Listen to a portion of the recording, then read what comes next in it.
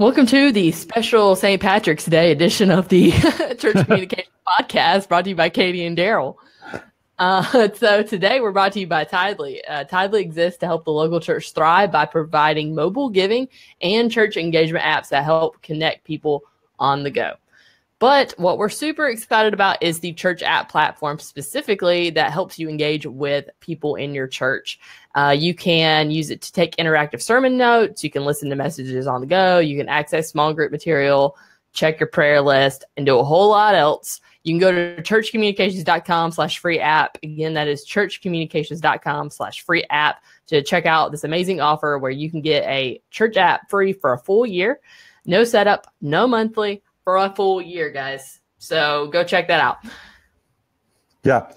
Yes. And by the way, you can tell this is our Happy St. Patrick's Day episode because the box is themed, as you can tell, around the corner. Thanks, BeLive. So we had to drop Skype, not for legal reasons, but because they were terrible. They were terrible. Something was going on with Skype where it was not working. So yeah, there we go. So we're back on BeLive. Maybe we'll make it our permanent home. I don't know. Who knows what we're going to do? Who knows what we're going to do? I've already submitted to Facebook my like cry and help of please just make a desktop version of streaming. Like how hard is it to do that? I mean, they already do it, of course, for like a solo, but like how hard is it just to make it for an interview? Like, come on, guys. Yeah, you need Google Hangouts, but for Facebook Live. You think they would do like I would say like a party hangout version, like you can do up to 4 friends, or you could like that. To me, it doesn't seem like it's rocket science. But then I don't think it's a stretch by any means. I don't really know what they're like waiting for, but I wish that they would hurry up and do it because it's just frustrating for those of us who are trying to interview and do talk shows. Is that your talk show voice, by the way? That's what I call this, our talk show, because it's not really a podcast, really. No. I don't know. I listen to podcasts and I'm like, oh, these people are really podcasty, and we're like super talk showy. I don't know. We're very talk showy, which is why I think you and I would be great if it was a morning show. Like I really think we could, because I think we're at our best in the morning. We're a little bit more. I think late at night we're a little too punchy. I think in the morning. I think people would start their day with the two of us, and we bring on like one guest to interview. And we are so entertaining in the morning because you know what? That's when we're at our best. We are terrible. Mm-hmm. Even this afternoon, I'm kind of like sluggish because I just haven't done anything today. I'll be honest with you. I've been watching Jessica Jones on Netflix. You. And I did do some laundry, so I have that going for me. So that's great. But look at you. Yeah. You're on it, Katie. Wow. I'm not really on it at all. I really need to be doing so much more, but that's okay. No, our day deconstructed into, we got to clean up the house, and it deconstructed. My wife has literally taken apart our original Nintendo to figure out why it's not working. So there's I have a Nintendo spread across my kitchen table right now, and my wife is literally going in bit by bit trying to figure out why it's not working. And then soccer's on the TV, and so the boys are couched watching soccer, so that's our day. It was super productive as it should be. So let's dive into some stories. Yeah. So it looks like, Katie, Twitter is working on a camera first feature that could compete with Snapchat. And I say so we use Snapchat as the example in the article. We use Snapchat as the example because of Snapchat taking and collating all of those snaps that people take around events or things, and then turn around and put them in the Discover tab. That it looks like they're going to start some sort of feature by which you open it up, and I guess it would go to like a camera mode is what I guess it would do. Yeah. And then you would start taking photos and sharing them to Twitter, and then Twitter could basically have a multi-viewer. In other words, let's say you're at a concert, you could have basically a whole bunch of people like. You could see all of those Twitter photos. Basically like Instagram stories are right now. But I guess around an event, I guess is the way I would describe it, right? Well, or Facebook has event stories already. That's true. So I'm wondering what's their competitive advantage here? Well, I mean, I guess one of the competitive advantages. Do they have more users than Snapchat, or does Snapchat have more users than Twitter? Okay. I'm willing to bet Snapchat has more users than Twitter. They do, but if I remember correctly, Snapchat is super shady about sharing their accurate numbers. If I remember correctly, I think they had to start doing it. Because I gotta wonder, if they're actually as successful as they think they are. I mean, of course, I've been watching their finance, their the ticker drop whatever for Snapchat recently. You know, of course, we talked about Kendall Jenner. It was Kendall, right? I don't know. It was one of the Jenners. Yes, and how she said, "Oh, does anybody use Snapchat?" And then apparently Rihanna did something too, and like her Snapchat's well, she got okay. So we're diving into celebrity news, but hey, let's just do it.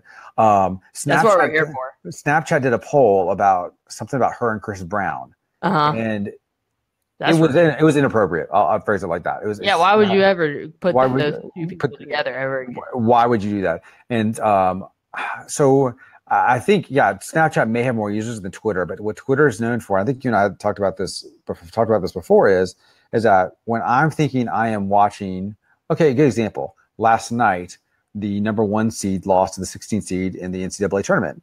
Okay, where do I go to get the latest like takes on that? Hot takes, if you will. I'm not going to Facebook. Maybe goes to Instagram stories, maybe, but I'm probably going to go to Twitter because I'm going to follow a hashtag. That's true. So if you can do a picture-based, slider of that, and like I can get that real time versus like having curated moments, that would be pretty cool. Yeah, I mean, I think the discovery thing on Twitter is already pretty much like that. You know, you click on it and then you can slide. Yeah. And I've always really enjoyed that feature. I don't know if a ton of people actually use it, but I found myself using it a lot more. So what was annoying is yesterday, or I don't know, sometime last week, I pulled up my Dig reader. So I use Dig reader as my RSS feed. Yes. Reader. And it was amazing. It was just as good as Google Reader, and I really liked it, and it had all the features that having to pay for it, like Feedly. And so I had been using it since Google Reader died, and they just announced that they're going to die. Dig not Reader? Dig, just the Reader feature. Oh, and so they're just going down to just using Dig as like, just finding content or whatever, which is cool. I mean, like it's like a curated content site now. And it was, right? Like, I don't really care for that. I was literally only using Dig for the Reader. So I mean, every once in a while, I liked their stories on the front page. It was neat, but they were really only finding those stories that were related to me because they had all my info in the Reader. So I don't really know. I'm not going to use it probably anymore or ever go back to dig.com. I already deleted all the apps and stuff from my phone and everything. And I downloaded Feedly, and I gave in. I'm not paying for it yet, but we'll see. Have you tried the old Reader? No, and it's just because it looks so old. Well, I mean, it looks like they're doing their best to look like the Google Reader. I'm with you. I gave in, and I went with Feedly, and then I just got some hacks to get around the whole limitations of certain things. Yeah. I mean, I figured I could probably figure that out too, but I don't know. I loved Dig Reader, so I'm kind of really bummed again. I'm like, and does that mean, like, what does that mean for RSS feeds? Sorry, we're like totally jumping down a random thing. But like, what does that mean for RSS feeds? Like, if nobody's making a reader for RSS feeds, does that mean people aren't reading RSS feeds anymore? You know what? That's a great poll. We're going to put it in the group. Are you still reading RSS feeds? Okay, like, are you still using them? I will tell you this. I will tell you it's increasingly more difficult when I get on a website to find its RSS. Like the RSSs are increasingly Like it's super hard to find. I usually have to use like a website, like find the RSS.com. Yes. Mm-hmm. I'm the same way. It's the same exact way. So yes. Because I love like just the RSS. I don't want to see your design and all this crazy stuff on your website. I just want to read what your content is. So anyway, that was a random. What does that have to do with your church? Probably nothing. Well, I mean, you're right. Does your church have an RSS feed for your blog? I don't know. What it does mean is this: is be on the lookout that if Twitter actually makes this thing work, that you could follow a hashtag and actually have photos in real time appear on a stream for a moment that you could see. That to me, that would be a great feature. Like, hey, if you follow this hashtag, but like, what's the difference between that and an Instagram story or in a Facebook event? Well, because I think it's different if it's like if it's curated from multiple people. Like, well, yeah, but a Facebook event thing is from multiple people. I guess, yeah. I just don't. I don't know. I don't.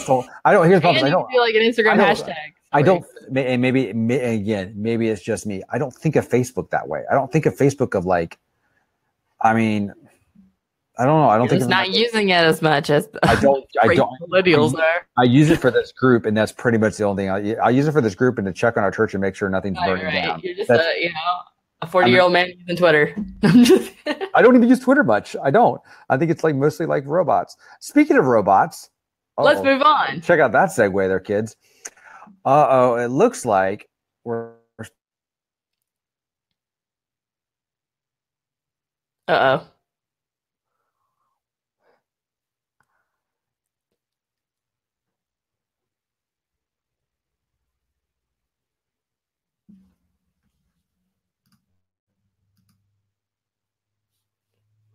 Oh no.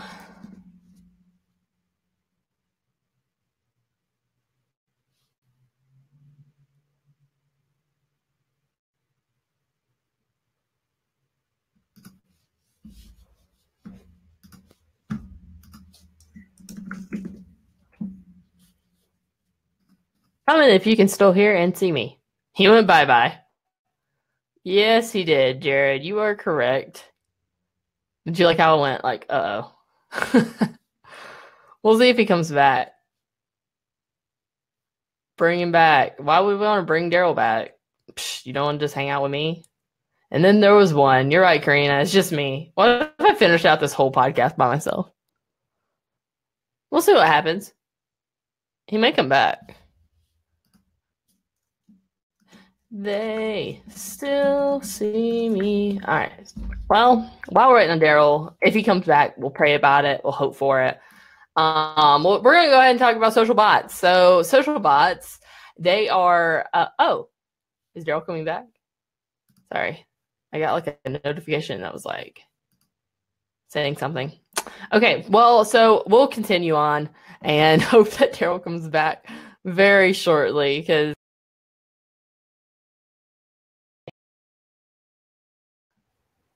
it may end. Oh, hey, Daryl. Hey, am I back? You're back. Okay. I just had to unshow my camera and show it again. That was just really odd. You know what? We've had an odd time doing this podcast. I'm beginning to think, yeah, okay. To say that the enemy is trying to get us down? Possibly. And I'm also thinking this audio, I think this audio is going to be a nightmare this evening, but that's a different ballgame. All right. So how far did we get? Where did you believe? We talked about we transferred to social bots. So you said, and here's a transition to social bots, and then you died. Yeah. Oh, yes. Okay. Long story short, folks. Basically, what we're finding is that Facebook and Twitter have announced and are showing that they're doing a better job of actually killing what are known as bots, and so that is becoming more and more of a thing. In fact, I think a week or a half ago, Twitter did a giant purge of all the bots. And so what's that mean for you? It means a couple different things. It means that one, your Facebook likes and your Facebook or your Twitter followers numbers for your church may go down, but not necessarily a bad thing because that maybe your numbers are now probably more accurate, which is going to be a good thing. Also, if you bought some bots, that was a terrible idea. That's a bad idea. Following's gone. Yep, that was a Daryl bought some bots one time. I did buy some bots. I bought them from Russia. I got about 20,000 for about $5. It was a fantastic 48 hours. I lived the high life for 48 hours. Yeah. Did you get some sweet influencer marketing deals? I didn't get any influencer marketing deals, but I lost half the bots in about 24 hours after I got them. And then I lost the rest probably over the next like 4 or 5 days. That's so strange. But it was like something I was like, hey, this will be fun. Let's try this. What's the worst that can happen? So I don't recommend you doing it because after I did it, I got a warning, or I can't remember if I got a warning or something happened where Twitter was like, don't do that again kind of thing. I was like, okay, I'm sorry, I won't do it again. Whoops. Yeah. So we bring that up because the fact that like this is a good thing and it's going to be more and more of it. I know for like our Facebook, personally for our Facebook Katie group, we haven't had as much recently, but when we first started out, I would get a bunch of bots requesting into our Facebook group. Yeah, we did get a lot. Now that Facebook has those questions, we can almost like pretty much tell if somebody's a real person or not. Yeah. But also we just haven't had as many at all. So, I mean, good for them. Good job, guys. Way to go, social media, for getting rid of the bots. So hopefully that's a good thing though for like politics and everything. So yes. Yeah, so you're right about that. Moving on from politics into reframe creativity. Yeah. So here we go. Instagram creators, which is those of you know, Instagram has a blog, and this is their business blog, which basically kind of gives you best practices for Instagram. Have you checked out this article yet, Katie? For what? The Instagram reframing creativity post. Yeah, I looked at it. Yeah, it's pretty interesting. So, folks, if you go in here and check it out, basically what they're doing is Instagram is telling you how to do vertical video, which is great because hey, they're the people who, you're going to be on their platform. So they walk you through a whole bunch of things like how to direct your audience eyes, how to animate your ideas, how to splitting the screen, how to play with type and design. And so basically it's not like super in depth by any stretch, but it gives you an idea of like what they're telling you, what some of the best practices are. So they basically it's a whole series of stuff they do called Instagram creators, which I think is really cool. I didn't know it existed. So it looks like it's a whole series. Yeah, they have of a stuff. whole blog dedicated to just teaching you stuff, which is really, really neat. You can go to business.instagram.com/blog and find it. So we're going to post it on the show notes too. So yeah, you check it out, but I think it's definitely worth checking out. I mean, I'm looking through their posts and stuff like how to do carousel ads. There's stuff from South by Southwest in here if you're into that. Also, I think I mean, obviously this post is called Reframing Creativity with Vertical Video Format. Yeah. And vertical video was something we were all like shocked by, right? Like it was something like people were like, oh no, we'll never do that. I hate that idea. And I remember like telling people like, I don't care like what your preferences are. I care about the gospel going forward. Because I'm a terrible person, right? Because like people would be like, well, I don't want to do vertical video because I don't like the way it looks. I want to do it horizontally because that's better or whatever. And I was like, you know what's more important? Like the reach it has. Like, so if the reach is higher because it's vertical, I'm going to do that. Like, I'm not going to follow it just because you feel like there's some standard set up in your mind that you can never change. No, I know. I think you're exactly right. I think the problem is one of the problems is I think we are reframing how storytelling is done. So I'm going to put it, So to me, I look at it like a creative challenge. Like, okay, you got to tell me how to tell a story, but guess what? I can only do it vertically, not horizontally. So peripheral vision's out the door. Okay, so how would you do that? Well, I mean, it's a little bit like, okay, this could be a random analogy, but bear with me. Hold on. It's a little bit like the Blair Witch Project. And what I mean by that is that you tell me I got to shoot a movie. It's got to be a suspense, horror, thriller movie, but you can only do it with a VHS like camera, and that's all you can do it with. Okay, that's a pretty big limitation. Well, guess what? They pulled it off. They understood the limitation and they worked within that limitation. I think vertical video to me is the same way. Yeah, you just have to figure out how to do your stuff differently. That's the only thing. I love Bo's comment here. He said they shake their cane at me and tell me to get off their lawn with my vertical video. Yeah, and I know, like purists, like video purists, they're like, I can't stand that, and I get it, like I totally do, but like as a social media person, I have to tell you, like I know I've seen that it works better. Like square works better on Facebook than horizontal, and even American Idol's doing square like right now with all their clips, and they're super viral right now. And you can say that, oh, well, it's just because it came back, or it's just because Katy Perry's on there or something. But I don't think that's necessarily true. I think somewhat there's some horizontal on there and there's some square. Feel free to go on there and look at their analytics and see which ones are doing better, because the square ones are definitely, I think, outplaying the other ones. So. Well, I think this, but the point you're bringing up is really good, because if I remember correctly, it was.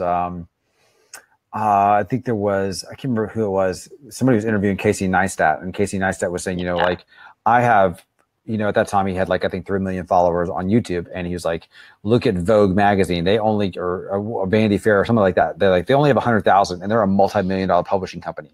And part of it was they kept adhering to these rules that he was breaking.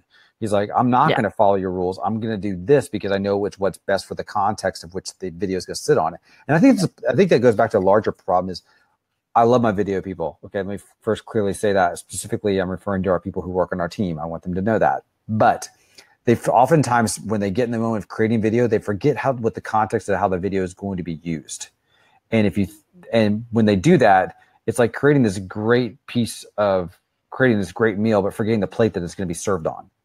And so therefore they just create this thing and then they hand it to you and you go, but it's not going to fit on the plate.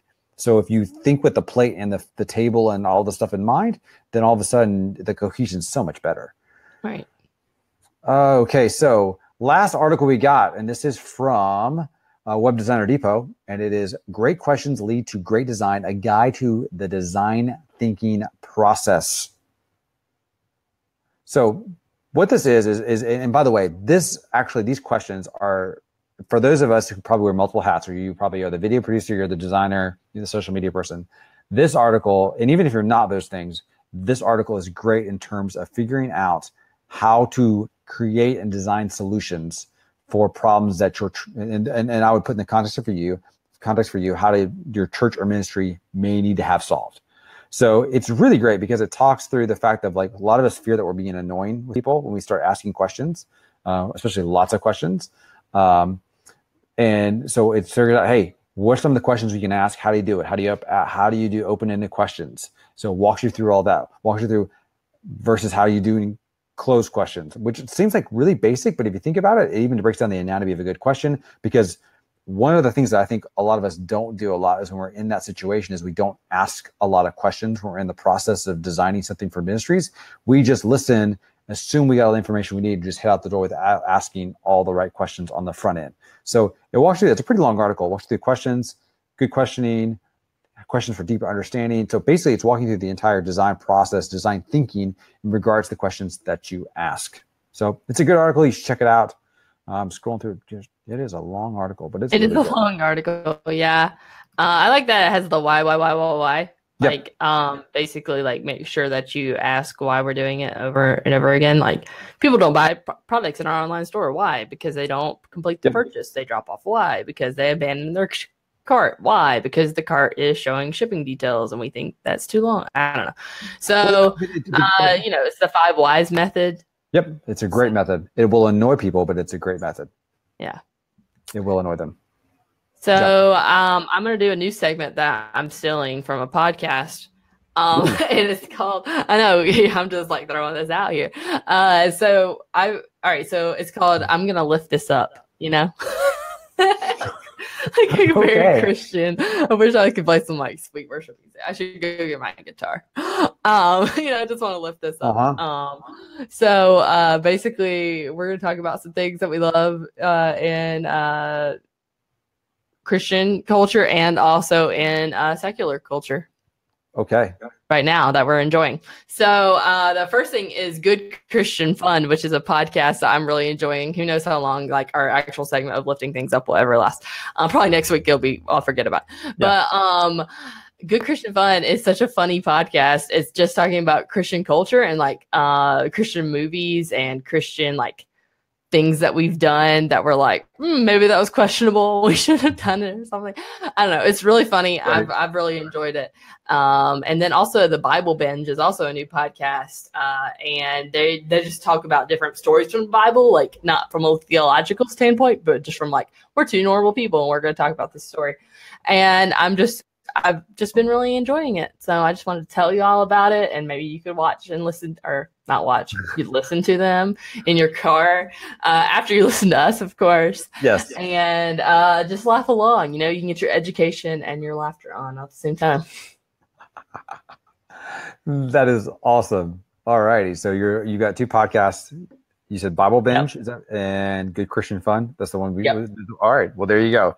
And that is Katie's. What do we call the segment now? I'm just the time to lift things up, Lift things up. Okay, folks. You know what I'm talking about? Like I just want to lift this up right now. I really honestly thought you meant you were going to lift something up. You know what I'm talking about in prayer when people are like, I just want to lift this up. I totally do that. I thought you were going to do like a physical feat of strength, and I was kind of prepped for it. I thought like all of a sudden like this. Like I just want to lift. This up. I just think it's so. I don't know. It's such a funny thing that we say though, right? Like in our. I don't know.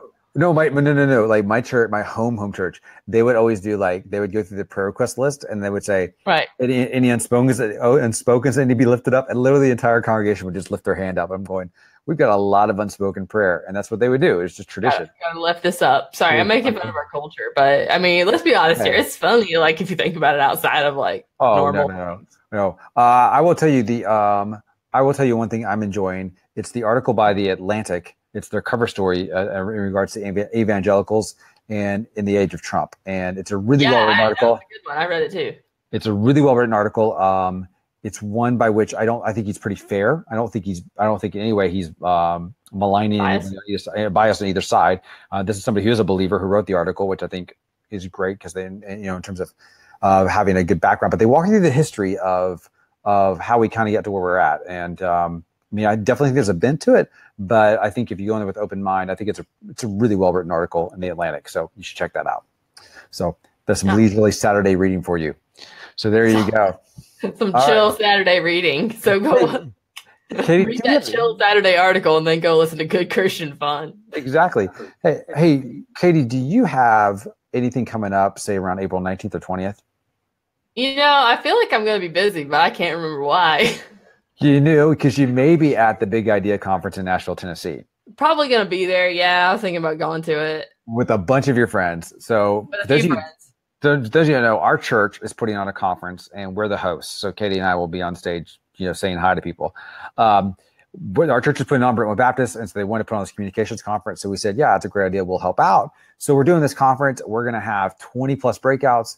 We're going to have 4 general sessions, all for the low price of $149. However, you can save $25 right now if you type in the coupon code. Let's go with the coupon code Kenny.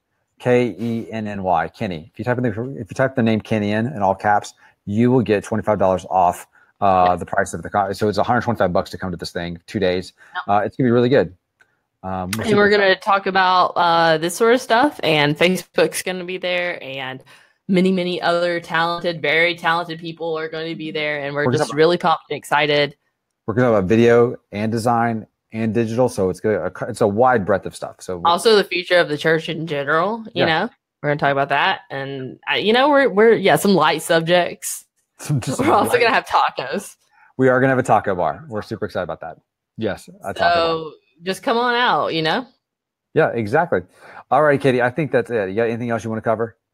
Nothing else. All right, fantastic. Well, folks, if you are watching on Facebook, if you could hit that like button or you could share it, that'd be great. If you're on YouTube, hit that red subscribe button. If you are listening to this podcast, if you could subscribe in iTunes, that'd be great. And even give us a nice little review, on the iTunes. Give us some of those stars. We really appreciate that as well. Until next week, we hope you are doing well, and we'll talk to you soon. Take care. Bye. Bye.